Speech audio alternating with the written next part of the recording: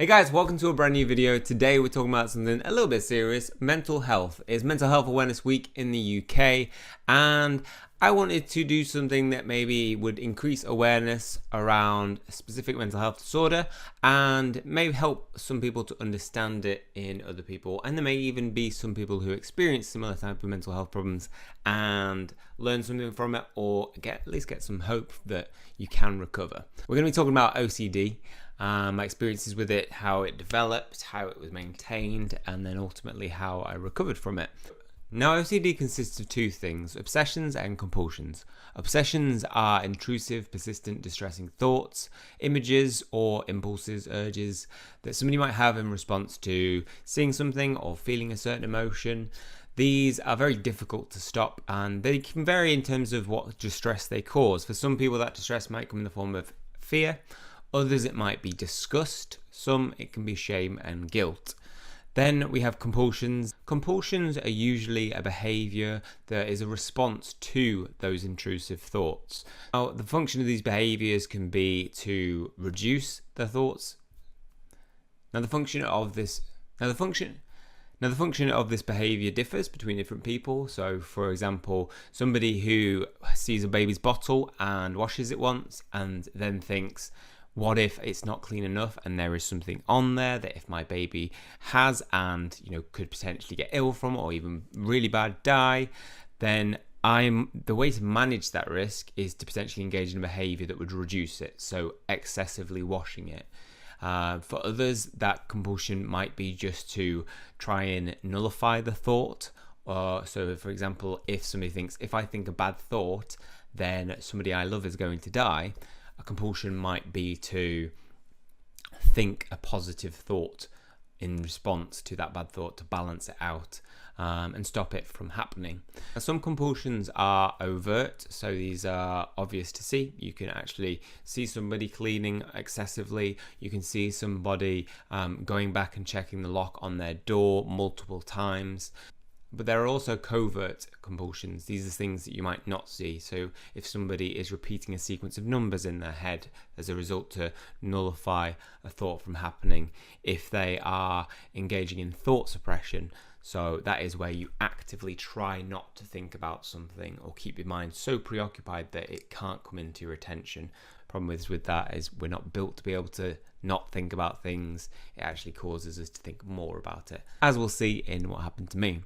Now, my obsessions centered around a fear of being gay initially.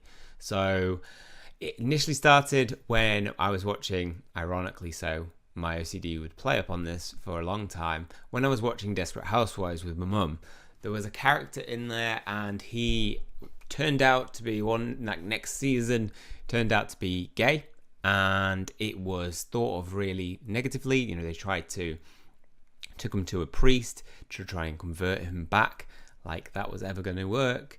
And I consider myself somebody who's quite empathic. I feel like I can put myself in other people's frame of mind and understand how it might feel. Sometimes that works to my detriment though. So I empathized with this character and thought, that must be really horrible to have something that is you down to your core and somebody not accept it.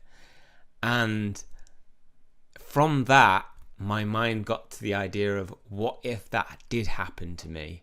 I mean, I don't feel gay. I'm pretty sure I'm straight, like pretty damn sure. But my OCD would play, what if you're not? What if you're not yet?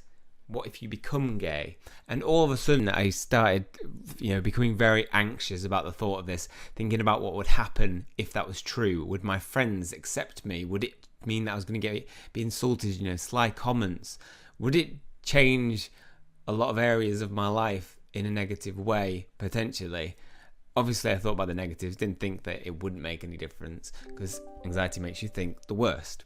Now, around this time, I was going through what I thought was not very stressful period. My parents were getting divorced, and I thought I was quite strong, and I was. On the outside, a lot of people saw me as somebody who was strong, and I was there for other people.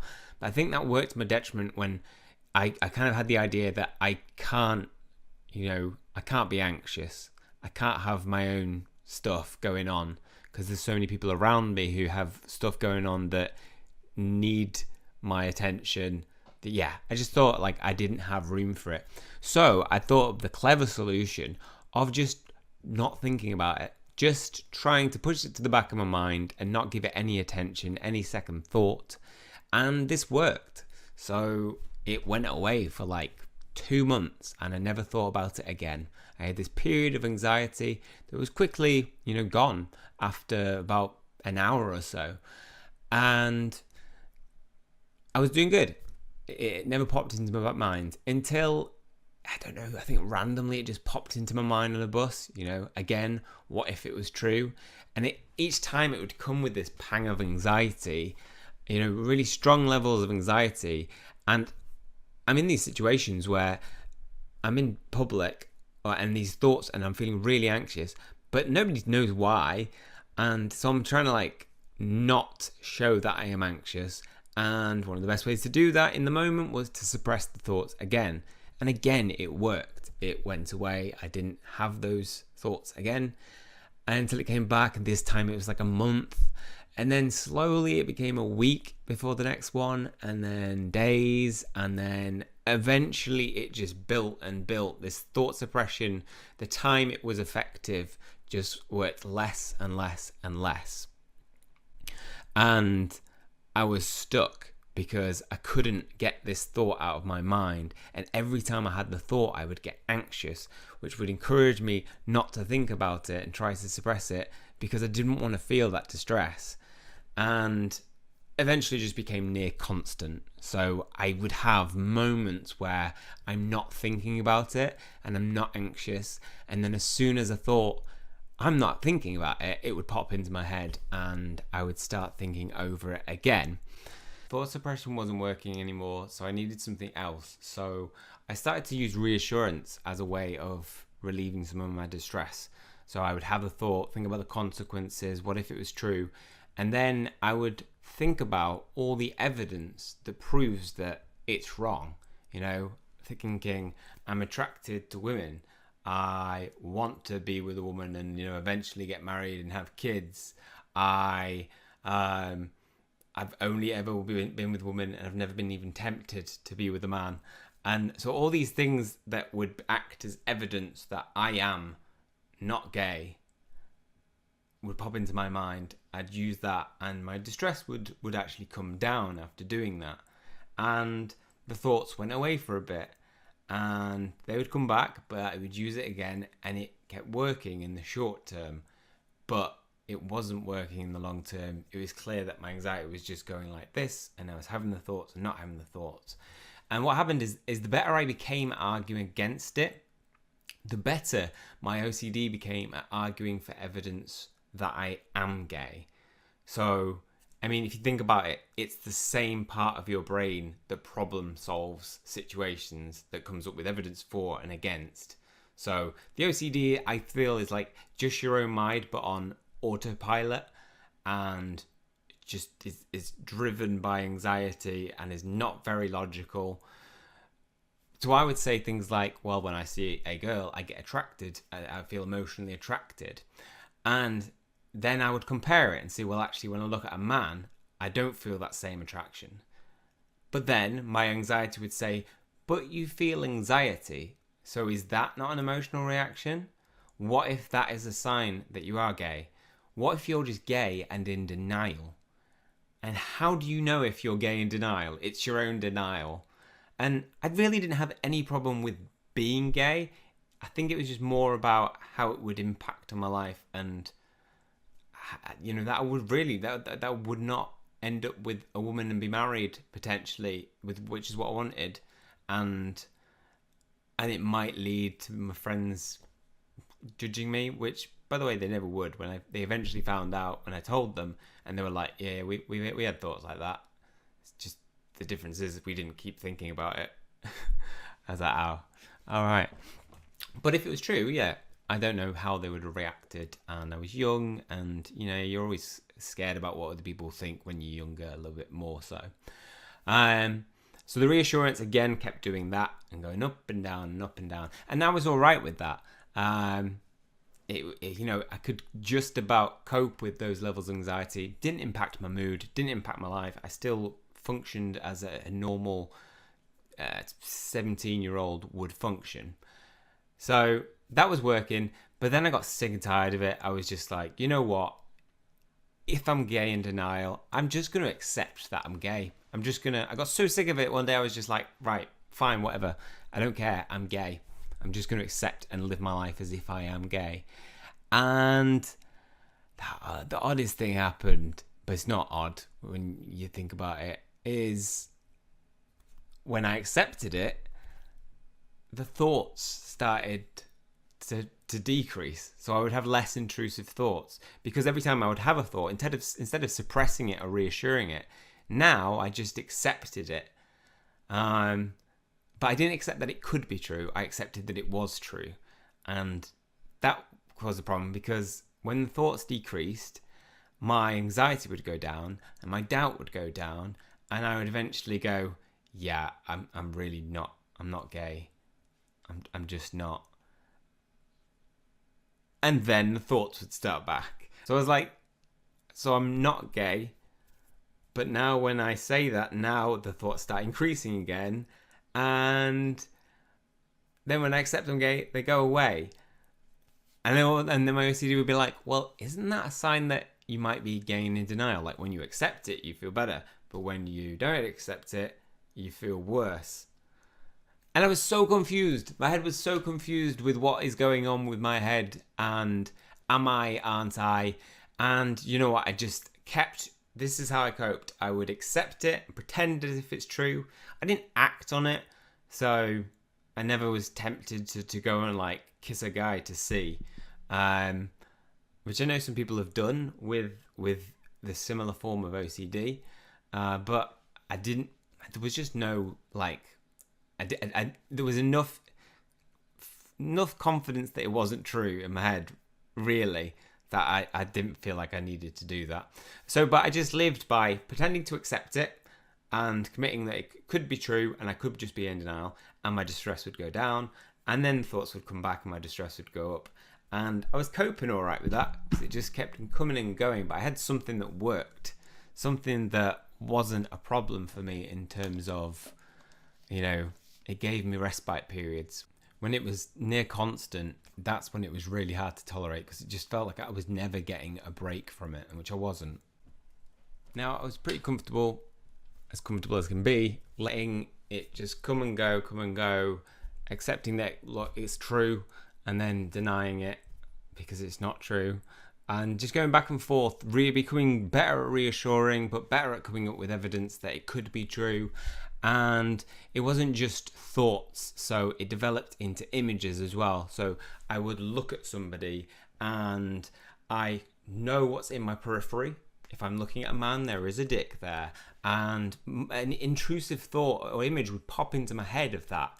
So if you think, the way I can try and explain it is, when somebody's afraid of spiders and they walk in a room and your attention is drawn to it, and we know that for a fact, it's researched that we have an attentional bias to threats. Whatever we're scared of, we show faster processing to that object than we do other things and other threats. So my fear was of being gay, and therefore the threat object of that is a dick.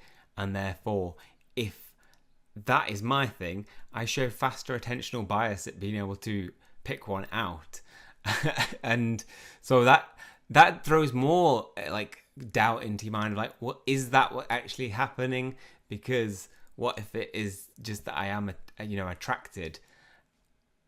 And you would just be constantly like, don't look, because then it might confirm that you are. And then you're like, do look, because it's all right, and it's not what you want. So just back and forth, and became images rather than just thoughts. And that was fine. It was all right up until the OCD evolved and I developed a second form of OCD in my life, and that was a fear of being a paedophile. I can't remember where this one started. I think it may have been like I was at a family, it was like Christmas or a birthday, and there were kids about, and I just had this intrusive thought that popped into mind of, what if I'm a paedophile? You know, that is a threat. What if it was true? And I engaged the same strategy, which is to suppress and reassure myself that I'm not.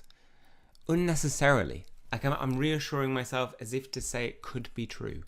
What if it is? And I was scared. I was really scared that it could be true. What if it was? Because this, being gay, okay, I might be taking the piss out of my friends, but being a paedophile is you're going to jail, or you are living a life where people around you hate who you are and what you are capable of. And that was horrible because it was so far from what I would want for myself and want to be. And I think OCD tends to affect people who are more fearful of being a bad person. These specific types at least do.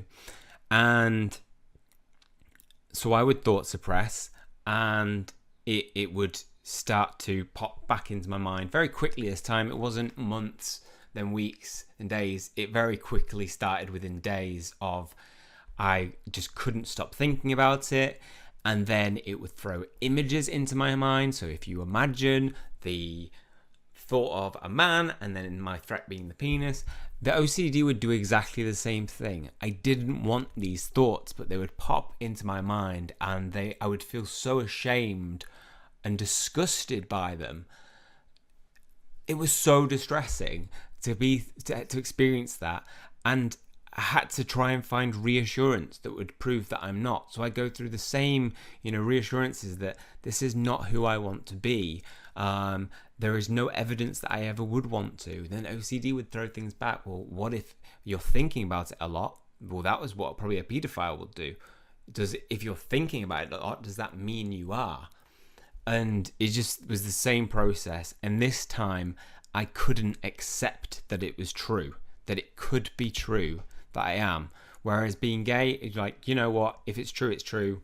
I'll accept it, and I would get some relief from that. I could not accept that I was a paedophile, and therefore it meant I was stuck, really stuck in a cycle of thought suppression, reassurance, intrusive thoughts, anxiety, fear, shame, guilt for having the thought, disgust at some of the images that would pop into my mind, all that. I don't know why, but it never affected my mood. Very lucky in that sense, because some people it does. But I think it's because I just maintained my life. Like I was just throwing myself into doing things and keeping myself busy. Which on the outside looked like I'm coping just fine. But I wasn't. I should mention as well that before I got to university, I didn't know what I had was OCD. I thought I was just gay in denial. I didn't have a label for what I was experiencing. And it wasn't until I got to university, I was just randomly Googling, and I think I Googled intrusive thoughts about being gay. And the DSM, the Diagnostic Statistical Manual, came up for OCD. And I read it, and so I looked at intrusions, and I was like, oh my God, that's me. Compulsions, that's what I do. And I was like, oh my God, I have OCD. I have something that is not unique to me that other people experience, and it's a disorder. And that acted as some really good reassurance that, okay, there's a chance that I am not gay and I'm not a paedophile. It could be that I'm just so afraid of those things being true that I have this huge reaction to it. Which is only short-lived, because the other part of you, the OCD side, argues, well, it could still not, you just could be just deluding yourself into thinking these are things about you. And so by this time, it was when I was at university. And the course that I picked, psychology, obviously, to try and figure out what the hell was wrong with me and how could I fix it. I didn't actually get into psychology for that. I think I got into it because for my mum, who was experiencing depression, and I wanted to help. And I enjoy helping. I like helping people and being able to help it. And I thought I just want to build my knowledge around it so I know how to help people. And so I threw myself into my university course. First year, it was up and down, but I think there was a lot to keep me occupied that helped me cope with it on a daily basis. But it was still going off in my head. It was still being triggered constantly. So every time I saw a man, it would be triggered. On a university campus, thank God there's not a lot of kids about, so it would rarely get triggered. It would usually, it came less than a fear of being gay, because I think there was just less of a reminder about it, but it was still happening every single day. And then came to second year, and I just hadn't figured out a way to stop this from happening. And I was pretty sure that this was just going to be the rest of my life. And I think it was second year, or it would have been third year. Anyway, I met a girl, and I was like besotted. This girl was amazing, and it took up so much of my attention, and I felt so good about it that it acted as like the ultimate reassurance. When I spent time with this person, I didn't have any intrusive thoughts, and I was like, oh my God, it was such a relief, which is a very risky thing to have in a relationship, I think, to have somebody be an ultimate cure, a reassurance for something.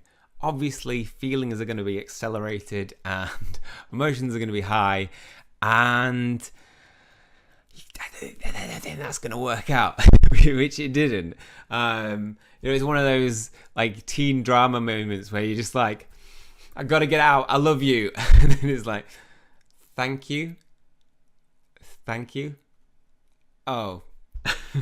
Oh, crap. Oh. Yep.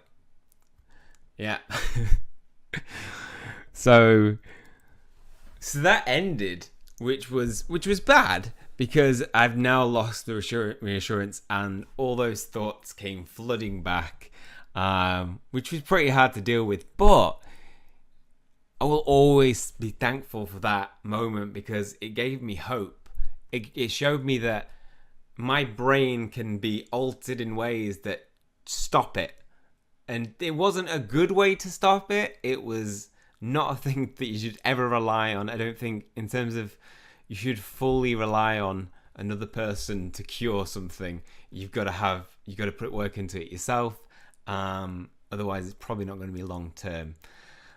Now, it gave me the hope, though, that I could get better from this, and I just needed to figure out how. So I made it my third year, my dissertation, it wasn't a dissertation, it wasn't the full dissertation. It was kind of, we had a half dissertation, which was a project, which I did on attentional bias to threat fitting. And then we did a literature review, which I did a literature review into the maintaining factors of OCD and impacts on neurology. Oh, that rhymed. That should have been my title. It probably wasn't. But yeah, I thought, you know what? I'm going to put this to some use. If I can understand it and figure out how to treat it, well, then maybe I could use that at some point in my future career and help one person, and that would have made this whole crappy experience worth it. And so I read up on it, like did a huge literature review and understood what effects maintained it. So that didn't help.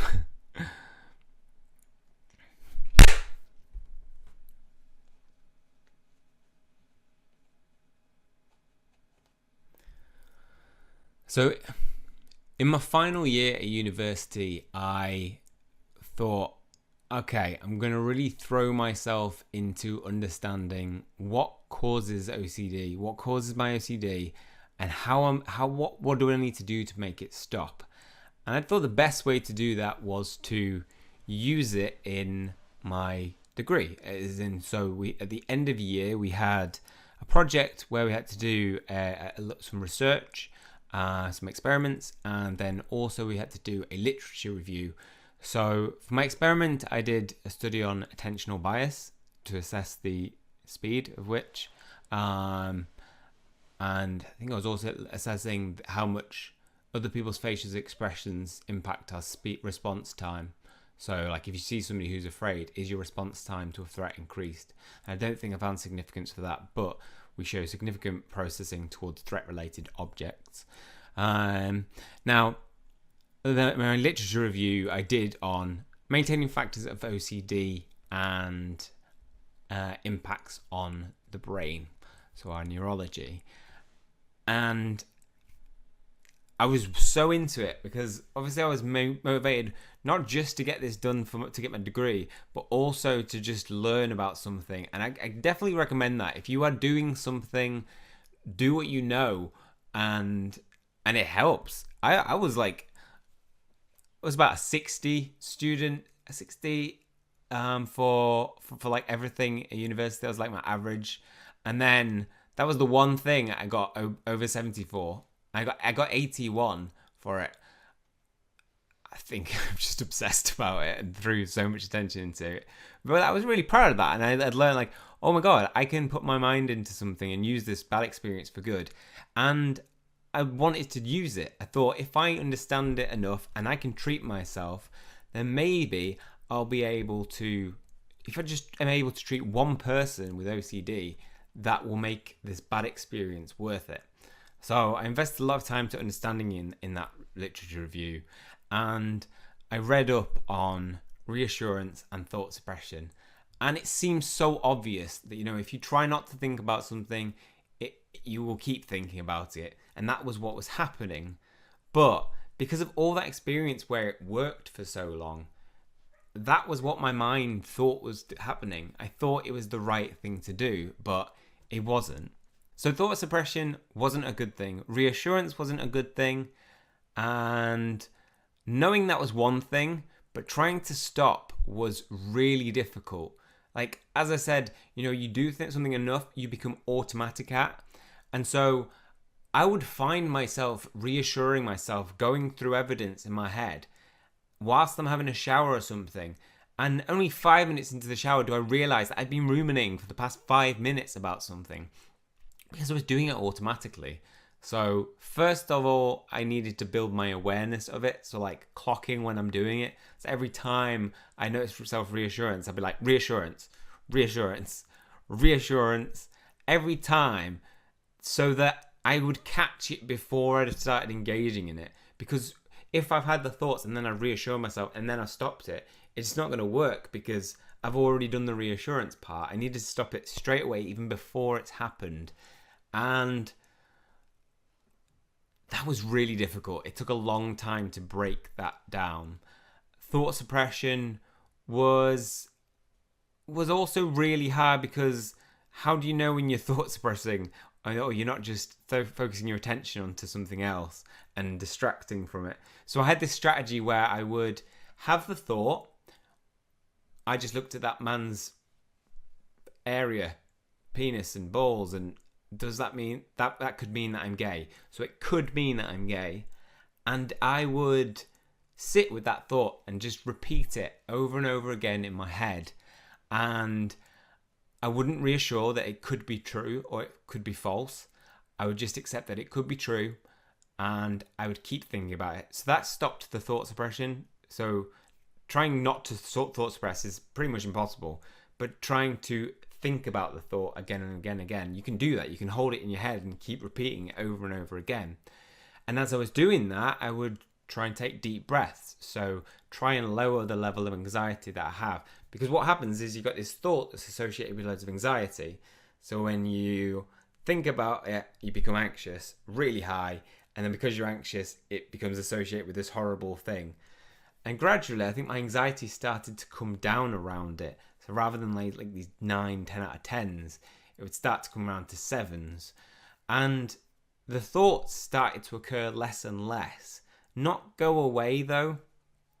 So it was in the background, but it's pretty hard to maintain those techniques every single day in, day out. And I knew that it would take a long time. I knew that a fix for OCD wouldn't be instant. So I set in my mind, like, you've got to look at the success of what you're doing in a month's time. Don't look at it tomorrow, because that's not what you're going to get with it.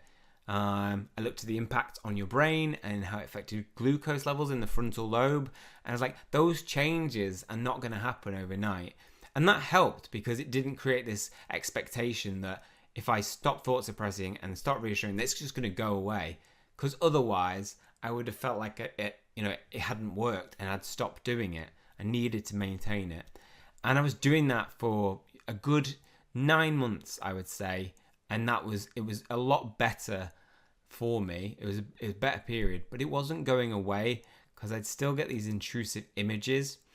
And I could think about the thoughts. So I could think, what if I am gay? What if I am a paedophile? And I could repeat those in my head quite comfortably. But the images were the thing that I couldn't deal with, because I couldn't think about them out of just fear that it would lead to something bad. Like, what if I held the image of somebody's dick in my head and just held on to it and kept thinking about that image? What would happen? What if I got aroused? What if it actually turns out I am gay? What if just doing the act means that I'm gay, just thinking about it? What if I want to think about it? All these what ifs in my head stopped me from doing the thing that I needed to do, which was think about the images and just hold it in your head. So if you see a man and you think, oh, what if you leaned in to kiss them? Replaying that in my head again and again and again. So this is me imagining kissing that person. Yep, okay. They're really shocked. They look back and they're disgusted. Replay. I am going to imagine that I am kissing this person and that they're really shocked and disgusted. And keep repeating that again and again and again and again. And the fear of being gay started to dissipate. It started to get a lot less and less. And I would have days where I wouldn't have any intrusive thoughts at all. And that was amazing. The fear of being a paedophile, though, I still couldn't do that. I have evidence that it works, but I felt like it was I think because there was a lot of shame and disgust attached to the thoughts, the intrusive images that I would get, is that it stopped me from doing it.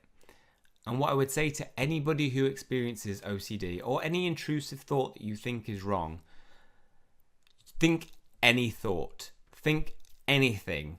There is nothing wrong with thinking about something. It's the action that is the problem. There is no shameful thought that you can have. We all have them. There's research that shows we all have taboo thoughts. What if imagining putting a pillow over your baby child? That's a thought that people do have. There was a study that looked into it. What if I run over somebody in my car now? These intrusive thoughts, they pop into our heads. They don't mean anything about us. And so I started doing that, engaging with images related to what a paedophile would do that would automatically pop into my head. And I would hold them and repeat them and repeat them and repeat them. And it was disgusting and a horrible thing to have to do, but it worked. And I very quickly, because I'd seen it work for the fear of being gay, I thought I was committed to it.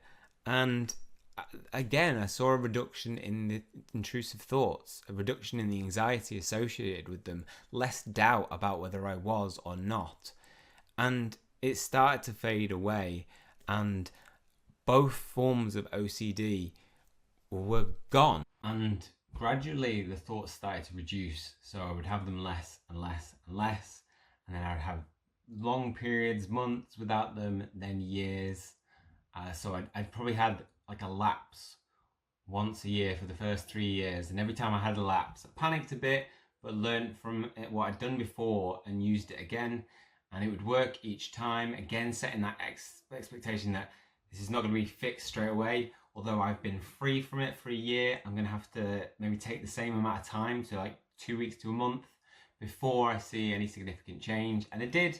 And every time I did that, it would give me a bit more confidence the next time I had an intrusive thought about something else, and I know that it's not going to be maintained for the rest of life, which is probably the scariest thought about it, is that, you're going to be stuck thinking that way and feeling those distressful emotions for the rest of your life, which isn't true. If you get the right support and you do the right things, you can recover from them. It's different situations for different people. As I said, I didn't have any problems with depression, and if you've got depression and OCD, it becomes a lot harder to treat, because how are you going to be able to tolerate engaging with those images on a daily basis? You're not going to be able to tolerate as much as somebody who doesn't have depression.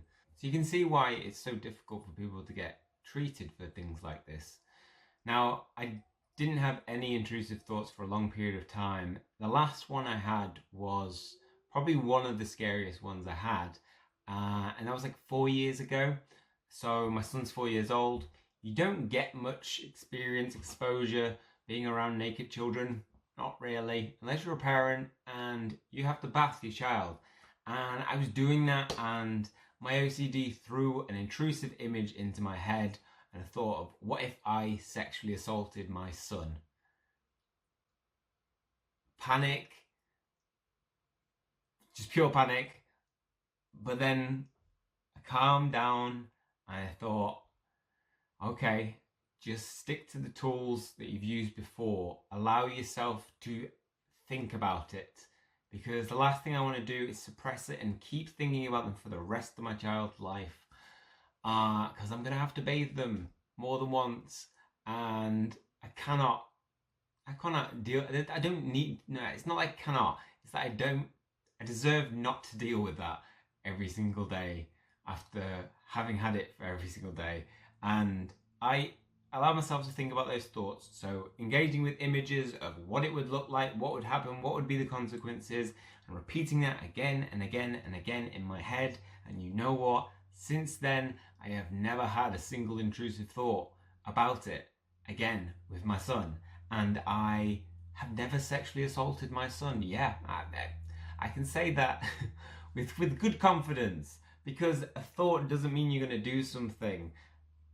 And it's so easy to get sucked into that idea when you're anxious, that if I think it, it must mean something. And it doesn't mean anything bad. It could just be that actually it means that you're so scared of being that person, or that it's so far from what you want to be. That's the meaning. Actually, it's not a negative meaning about you. It's that you care so much that you think about these things when some people might not think about it. And so it was gone, and it has been gone for 10 years now, bar that one experience with my son.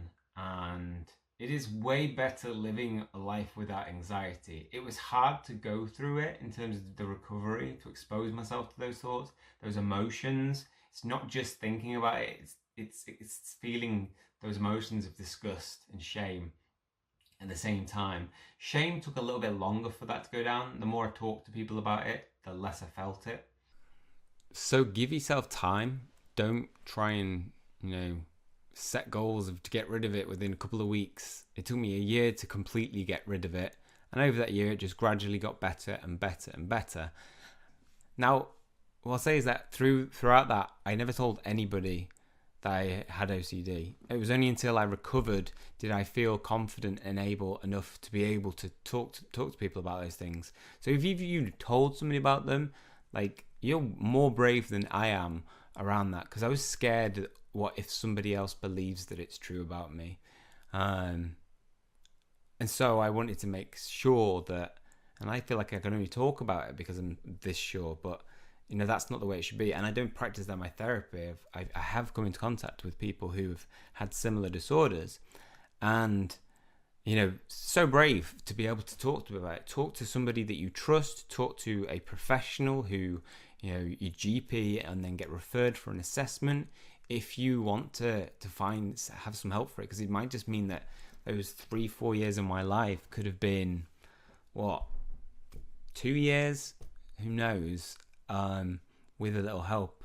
We know that talking therapies are helpful. We know that medication is helpful. I would definitely encourage talking therapies first, and then try medication, and then medication and talking therapies together.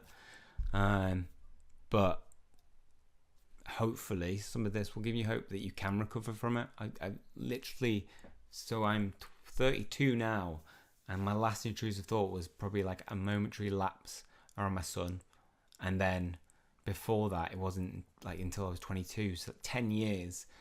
You can recover from these things.